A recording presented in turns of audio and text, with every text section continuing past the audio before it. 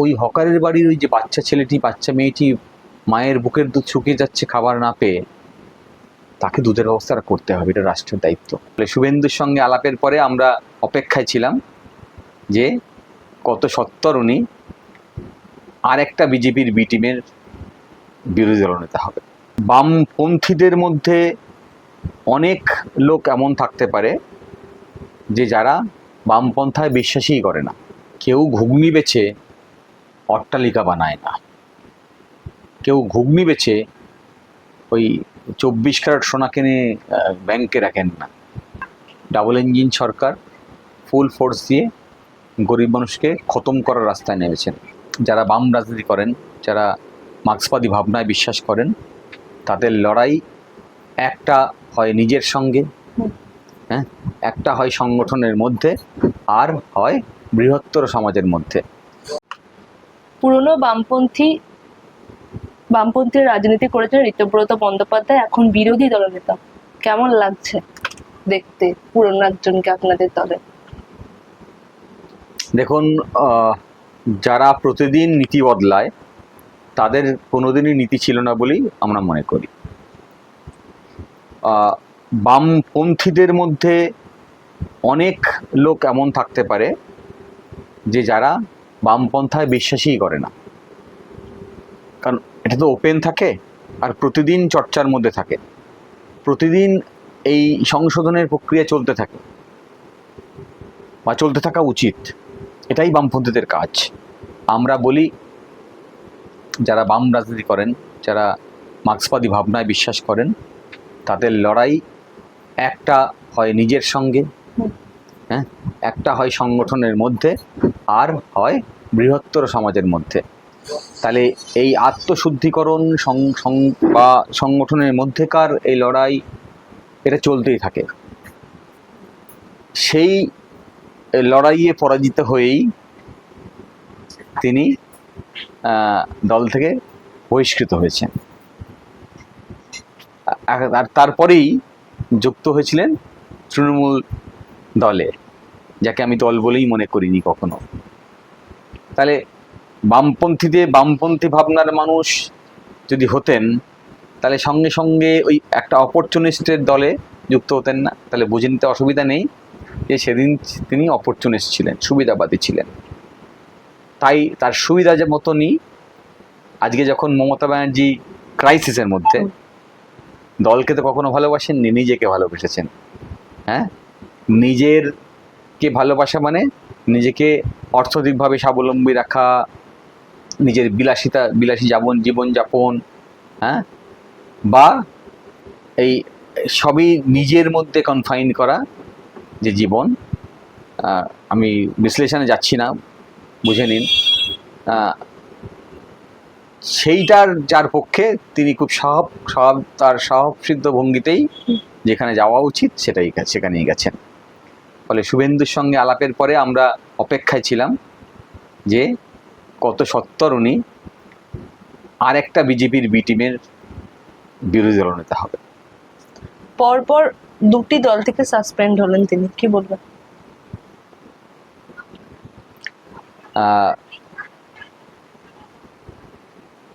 দল থেকে সাসপেন্ড হয়েছেন নিঃসন্দেহে, কিন্তু যেই দলের নাম করে আছেন সেই দলে তো তিনি আর নেইও।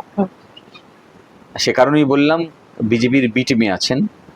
তো বিজেপির বি টিমে থাকলে তো সাসপেন্ড হবেনি, এটাই তো স্বাভাবিক। তবে রাজনীতি থেকে সাসপেন্ড হবেন খুব শীঘ্রই। এইটা ভারতবর্ষের রাজনীতি কখনো হতে পারে না। ভারতবর্ষের জনগণ এই রাজনীতি মেনে নেবে না। একটা আন্ডার কম্পালশন মানুষ একটা ইয়ের মধ্যে দিয়ে যাচ্ছে, একটা ক্রাইসিসের মধ্যে দিয়ে যাচ্ছে। তার মধ্যে হয়তো কাউকে তারা বেছে নিয়েছেন, কিন্তু এই ক্রাইসিস মুক্ত মানুষ নিজেরাই করবে। তখন দেখবেন ভারতবর্ষের মানুষ, পশ্চিমবঙ্গের মানুষ তাকে রাজনীতি থেকে সাসপেন্ড করবে। কিন্তু আমরা দেখছি যে ঋতব্রত বন্দ্যোপাধ্যায় বলছেন যে তখনও মমতা বন্দ্যোপাধ্যায়কে চাইছেন যে পথ প্রদর্শক হিসেবে, এখনো পর্যন্ত চাইছেন। কি বলবেন?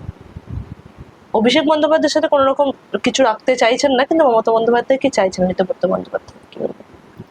ওনার কথাকে এগুলো আলাদা করে গুরুত্ব দেওয়ার কোনো বিশেষ দরকার আছে বলে মনে হয় না।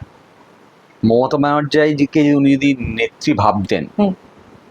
তাহলে তিনি নেত্রীর কথা শুনে সিদ্ধান্ত নিতেন বা নেত্রীর সঙ্গে আলোচনা সাপেক্ষে সিদ্ধান্ত নিতেন। নিজে সিদ্ধান্ত নিয়ে যিনি নেত্রীকে চাপিয়ে দেন, সেটা কে কি বলে তা আপনারা বুঝতেই পারছেন। ফলে তিনি যেটা বলেছেন তার একটি রাজনৈতিক কৌশল হতে পারে, কিন্তু তিনি নিজেও চান না যে মমতা ব্যানার্জি তার নেত্রী হন, তার কারণ তিনি তার নেতা বেছে নিয়েছেন শুভেন্দু অধিকারীকে। আমরা দেখেছি যে হকার উচ্ছেদ করা হচ্ছে। আমরা প্রথমে শিয়ালদা, হাওড়া, এখন যাদবপুর দেখেছি, বিরাটিও দেখেছি। কি বলবেন এই হকার উচ্ছেদকে নিয়ে? বিজেপির সরকার গরিব মানুষের সরকার নয়, ফলে তারা যে নীতি গ্রহণ করার সেটাই করেছেন। ডাবল ইঞ্জিন সরকার ফুল ফোর্স দিয়ে গরিব মানুষকে খতম করার রাস্তায় নেমেছেন।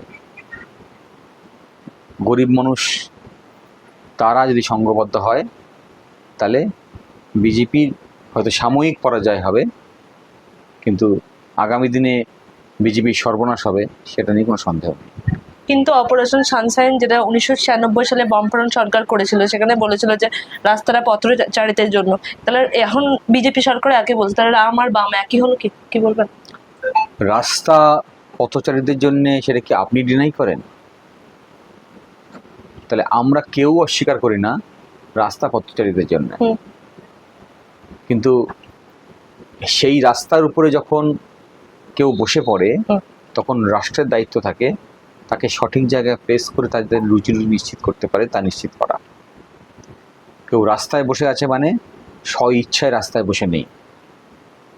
এই খড়খড়ে রোদ্দুরে শুধু পেটের তাগিদে রাস্তায় ঘুগনি নিয়ে বসে থাকা কেউ শখ করে করতে পারে না। এইটা বুঝতে গেলে মানবিক হৃদয় লাগে, একটা মানুষের মন লাগে।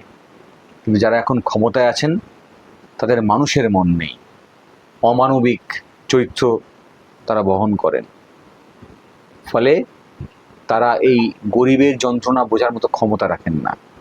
না হলে আমরা যে দাবি তুলেছি যে নিঃসন্দেহে রেল লাইন, নিঃসন্দেহে রাস্তা, যেখানে মানুষের ইনকনভিনিয়েন্স তৈরি হচ্ছে, তাকে সঠিকভাবে দিশা দেখিয়ে একটা রাস্তা পরিষ্কার করার ব্যবস্থা করতে হবে, বা এমন কিছু উপায় বার করতে হবে যাতে মানুষের ইনকনভিনিয়েন্স তৈরি না হয়।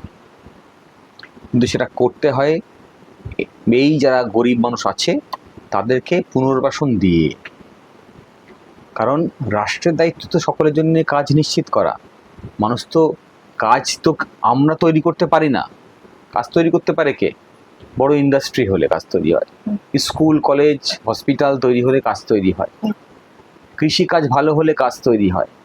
তাহলে এই সব কিছু ঠিকভাবে চলবে কিনা তা নির্ভর করে রাষ্ট্র ব্যবস্থার যে নীতি তার উপরে। তাহলে আপনি যদি মনে করেন যে আমি এমপ্লয়মেন্টের ব্যবস্থা করব না, তাহলে মানুষকে ঘুগনি বেচতে হবে, তাহলে মানুষকে রাস্তায় বসে ডিম বেচতে হবে। হ্যাঁ, ফলে এই হকার, এই ছোট ছোট স্টলগুলো তৈরি হবে। এই দেখবেন শ্যামবাজারে যাওয়ার মুখে ওইখানে একটা রাস্তায় রাত্রেবেলা বিরাট হাট বসে, গরিবদের যে জামা কাপড় বিক্রি হয়। তাহলে ওই জামা কাপড় পশ্চিমবঙ্গের 80-85% মানুষ পরে। ওয়েস্ট মল থেকে বা আরেক 5টা শপিং মল থেকে কেনার ক্ষমতা কিন্তু গরিব মানুষের থাকে না। তাহলে যারা ওই ফুটপাত থেকে জামা কিনছে, যারা ওই ফুটপাতের খাবারটা খাচ্ছে, তাদের কথাও ভাবতে হবে।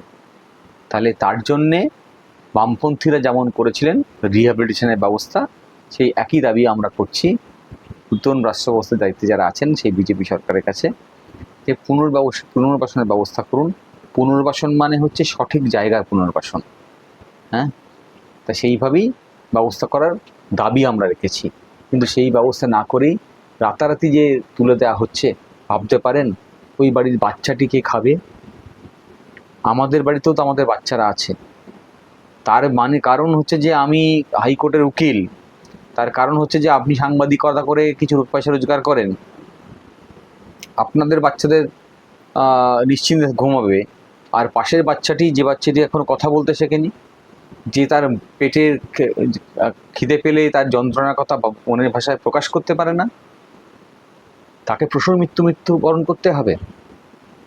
এটা কি কোনো মানুষ চায়? তাহলে ওই হকারের বাড়ির ওই যে বাচ্চা ছেলেটি বাচ্চা মেয়েটি মায়ের বুকের দুধ শুকিয়ে যাচ্ছে খাবার না পেয়ে, তাকে দুধের ব্যবস্থাটা করতে হবে, এটা রাষ্ট্রের দায়িত্ব। কিন্তু বিজেপি নেতারা বলছেন যে হকারদের কথা আপনারা বারবার বলছেন, তারা গরিব মানুষ কি করে খাবে বারবার বলছেন, তাদের প্রসঙ্গেই বিজেপি নেতারা বলছেন যে তারা কোনোভাবে গরিব না, হকাররা কোনোভাবে গরিব গরিব না, এবং চ্যালেঞ্জ করছেন যে কোনোভাবে তারা গরিব হতেই পারেন না। তিনি চ্যালেঞ্জ নিয়ে বলছেন, কি বলবেন? যে বিজেপি নেতারা বলছেন হুম তাদেরকে প্রশ্ন করি, হুম আপনার বাড়ি থেকে সকালবেলা কেউ বাসন মাজতে আসেন? বা যার বাড়িতে বড় জায়গা আছে সে তার বাড়ির উঠোনটা ঝাড় দিতে আসেন কেউ?